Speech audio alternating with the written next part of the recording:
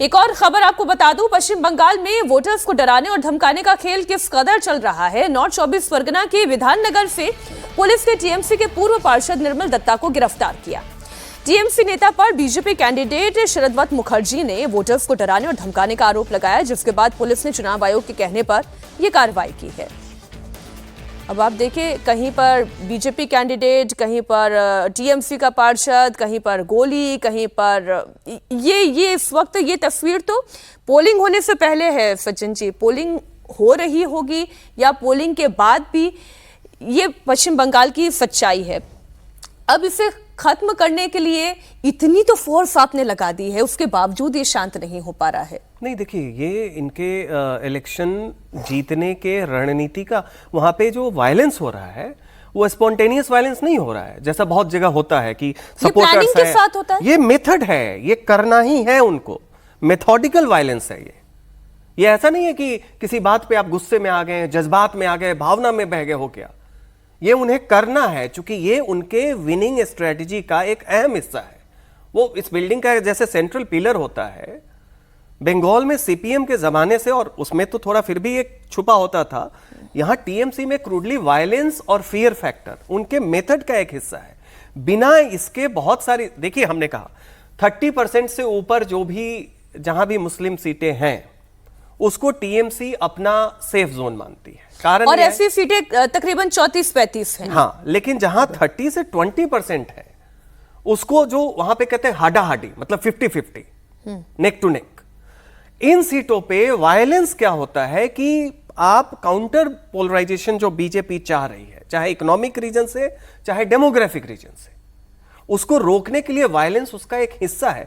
तो इसीलिए आप देखें, आप कितना भी 2,40,000 से ज्यादा सेंट्रल फोर्सेज हैं, उसके बाद ऑब्जर्वर्स हैं, सारी की सारी कवायद हो रही है, तो ऐसे में तो रूलिंग पार्टी भी चाहेगी कि शांति से हो जाने दो।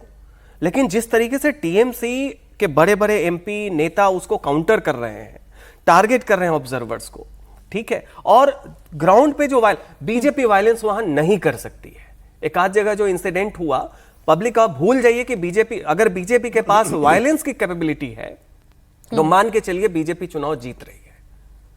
अगर बीजेपी के पास वायलेंस की कैपेबिलिटी है, आज तक कोई भी पार्टी बंगाल में चुनाव जीती है वायलेंस करके जीती है। सीपीएम कांग्रेस के जमाने में, ममता बनर्जी सिंगूर के बाद सीपीएम के जमाने में बीजेपी के अंदर वो कैपेबिलिटी नहीं है। वो तो ये कहिए कि वो वायलेंस को न्यूट्रलाइज कर, तो वहां जो वायलेंस है ये एक स्पॉन्टेनियस नहीं है कि स्वतः स्फूर्त वायलेंस है, गुस्से में, जज्बात में, जो बाकी जगह, ये एक मेथड से रणनीति का हिस्सा है वायलेंस। वहां पे बंगाल में हिंसा के दम पर चुनाव जीतने की कोशिश तो हो रही है और वोटर्स को डराया धमकाया भी जा रहा है, और ये इंसिडेंट्स इसी तरफ इशारा भी करते हैं। पूर्व सांसद तक को निशाना बनाया गया। बैरकपुर इलाके में जगदल विधानसभा में बीजेपी और टीएमसी के कार्यकर्ताओं के बीच झड़प हुई। बैरकपुर के पूर्व सांसद अर्जुन सिंह पर भी हमला किया गया। टीएमसी कार्यकर्ताओं ने उन्हें खींचने की कोशिश की। मारपीट के दौरान पूर्व सांसद अर्जुन सिंह को निशाना बनाने की कोशिश भी की गई। आपको बता दें कि अर्जुन सिंह के बेटे पवन सिंह भाटपाड़ा सीट से बीजेपी के उम्मीदवार हैं और उन्हें टीएमसी के अमित गुप्ता टक्कर दे रहे हैं। वहीं अर्जुन सिंह खुद नोआपाड़ा सीट से मैदान में है। जगदल की ही अगर मैं बात करूं तो ये ऐसी सीट है जहां पर बीजेपी ये मानकर चल रही है कि सीट को वो निकाल सकती है। देखिए, बैरकपुर में चूंकि बराबरी की लड़ाई हो जाएगी ना, अर्जुन सिंह बहुत ही मजबूत आदमी है, वो दबंग बाहुबली व्यक्ति हैं वो, और वो तृणमूल के साथ रहे हैं, तो उसके सारे हिसाब किताब जानते हैं, उनके टैक्टिक्स भी जानते हैं, उनके तमाम लोगों को भी जानते हैं। अब इस बार के चुनाव में बैरकपुर की खाली बात नहीं है, ओवरऑल हम लोग जो बात कर रहे हैं उसमें कई मिथक हो सकता है टूटे इस बार।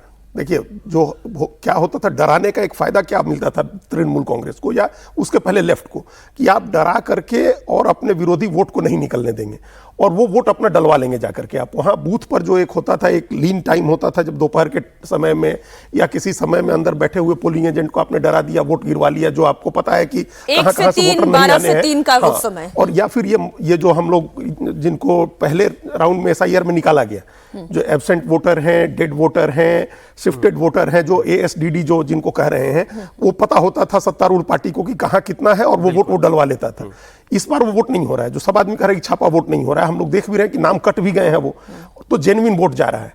तो ये पता चलेगा कि अब ये चुनाव के बाद कि जेन्युइन वोट गया तो जेन्युइन वोटर ने भी वोट डाला या नहीं बीजेपी को जाकर के, ममता बनर्जी को हराने के लिए जेन्युइन वोटर ने भी वोट डाला या नहीं डाला। अगर ये होता है कि इसके बावजूद, इतना करने के बावजूद भी ममता बनर्जी जीतती हैं, तो ये मिथक जरूर टूटेगा कि सिर्फ भय नहीं है, बीजेपी को अभी और भी कुछ काम करना पड़ेगा वहां, और उसके बाद नतीजे उसके पक्ष में आएंगे।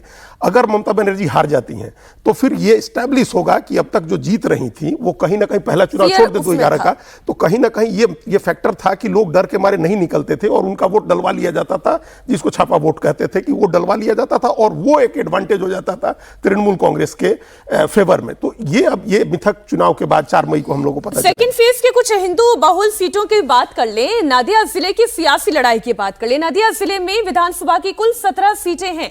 2021 चुनाव की बात करें तो यहां पर बीजेपी ने 9 और टीएमसी ने 8 सीट जीती थी, यानी यहां इस बार भी कांटे की टक्कर होनी तय है। यह पूरा इलाका मतुआ बहुल है। प्रधानमंत्री लगातार कह चुके हैं कि शरणार्थियों को उनका पूरा हक मिलेगा और घुसपैठियों को चुन चुनकर बंगाल से बाहर किया जाएगा। लेकिन टीएमसी की तरफ से दावा किया जा रहा है कि एसआईआर में मतुआ समुदाय का वोट बहुत ज्यादा कटा है। ऐसे में मतुआ किसे वोट देते हैं वो देखने वाली बात होगी। सीए के जरिए मतुआ समुदाय को मोदी सरकार ने नागरिकता देने का भी काम किया है। तो जरा इन 17 सीटों की जंग की बात कर लें सज्जन जी। BJP 9, TMC 8। बीजेपी और नादिया में ही प्रधानमंत्री नरेंद्र मोदी की भी रैली हुई, यहाँ रोड शोज भी हुए बीजेपी के तमाम स्टार प्रचारकों के। यहाँ से एक्सपेक्टेशंस क्या है बीजेपी की? देखिए, नदिया की पृष्ठभूमि, ये जो अंतिम हिंदू किंगडम थी सेन डायनेस्टी की, लक्ष्मण सेन, जब बख्तियार खिलजी का अटैक होता है तो ये अंतिम वो नदिया ही केंद्र था उस समय। तो नदिया का बड़ा महत्व है। उसी तरीके से ये नवद्वीप है जहाँ पे मायापुरी जो इस्कॉन का जो हेडक्वार्टर है वो भी इसी जिले के अंतर्गत आता है। वैष्णव संप्रदाय के बिल्कुल, बहुत ज्यादा गौरंग स्वामी। उसी तरीके से जो कृष्णा नगर है, जो लोकसभा सीट जहाँ से महुआ मोइत्रा आती है, वो हिंदू बहुल इलाके से 50,000 से ज्यादा वोट से पीछे रहती है। वहाँ पे चापरा 1, 2, तेहट्टा वगैरह आता है जो मुस्लिम बहुल एरिया है, वो उन्हें जबरदस्त लीड देके जितवा देता है। अब नदिया में क्या है कि आप देखें, एक तो जो बांग्लादेश से जो हिंदू हैं उसमें ज्यादातर मतुआ है जो नमशूद्र। देखिए, मतुआ क्या है? नमशूद्र दलित का एक रिलीजियस सेक्ट है। नमशूद्र बड़े हैं, उनमें एक जो धार्मिक वो है वो मतुआ है। तो बांग्लादेश में उसका मंदिर भी बिल्कुल बिल्कुल जो ठाकुर ये थे। अब वहां से वोट किसको जाएगा मतुआ का? तो जो एसआईआर की बात है, बात सही है। कारण ये है कि वो तो 2000 सबसे अंतिम चरण में जो बांग्लादेश से अभी हिंदू पीड़ित होके आ रहे हैं या पाकिस्तान से पीड़ित होके आ रहे हैं, दोनों, कराची से, दोनों जगह से दलित आ रहे हैं। आप ये याद रखिएगा। कारण बांग्लादेश में रह जाने के कारण है कि इनके एक लीडर थे जो अंबेडकराइट थे, और उन्होंने क्या किया कि उन्होंने मुस्लिम लीग का साथ दिया। उसके पहले लॉ मिनिस्टर थे, इधर डॉक्टर अंबेडकर लॉ मिनिस्टर थे, उधर मंडल साहब लॉ मिनिस्टर थे। उनके कहने पे, वो भी नमशूद्र थे, ये सारे के सारे वहां रुक गए। बाद में जब इनके साथ हुआ तो ये अंतिम फेज में आ रहा है, बाकी हिंदू आ गए। इसमें बहुतों को सीए के तहत जो तो है, मैं वही बता रहा हूं कि 2002 के बाद जब एसआईआर आपका अंतिम हुआ है 2002, अब उसके बाद सबसे ज्यादा जो शरणार्थी आया, हिंदू शरणार्थी, वो मतुआ है। सीए तो बन गया, लेकिन सीए कार्ड जब तक आप नहीं देंगे, उन्हें नागरिकता का कार्ड नहीं मिलेगा, तब उसके लिए एक प्री रिक्विजिट क्या थी कि आप उन्हें हिंदू कार्ड दें, कि कोई भी हिंदू एंडाउमेंट या कोई मंदिर इन मतुआओं को, जो 2002 के बाद आया, चूंकि एसआईआर में आपको प्रूफ करना होता है कि आपकी पहले की वोटिंग आईडी क्या है या आपके पिता की क्या है। अब ये तो आए ही बाद में है, तो कहां से देंगे? तो इनके लिए हिंदू कार्ड देना था। अब वहां पे जो कैंप लगा के इनको देना था वो काम नहीं हुआ, बीजेपी की सांगठनिक कमजोरी के कारण। टीएमसी भी नहीं, गवर्नमेंट ने भी नहीं किया। अब उसका नतीजा क्या हुआ कि बहुत सारे मतुआ जो 2002 के बाद आए वो नागरिक हैं, लेकिन उनके पास कोई डॉक्यूमेंट नहीं है, तो नाम कटा है। लेकिन नाम कटने का यह मतलब नहीं है कि वो बीजेपी से नाराज है। सेंटीमेंट जबरदस्त, जैसे कि मुर्शिदाबाद में मुसलमानों का नाम कटा, नाम कटा तो वोट भी तो कट गया। नहीं, वोट कटा है, लेकिन इतना ज्यादा समर्थन है बीजेपी के पक्ष में मतुआ बहुल इलाकों में। आप कलकत्ता से जैसे ही बैरकपुर, जो अर्जुन सिंह वाला इलाका है, उससे आप आगे कल्याणी, बोनगांव से लेके कृष्णा नगर तक जाएं, जो मुर्शिदाबाद का बॉर्डर है, पूरा का पूरा बांग्लादेश का बॉर्डर मतुआ बेल्ट है। और वहां 100 में 90 मतुआ बीजेपी के साथ है। 5-7 का वोट कट भी गया, विक्ट्री मार्जिन कम होगी।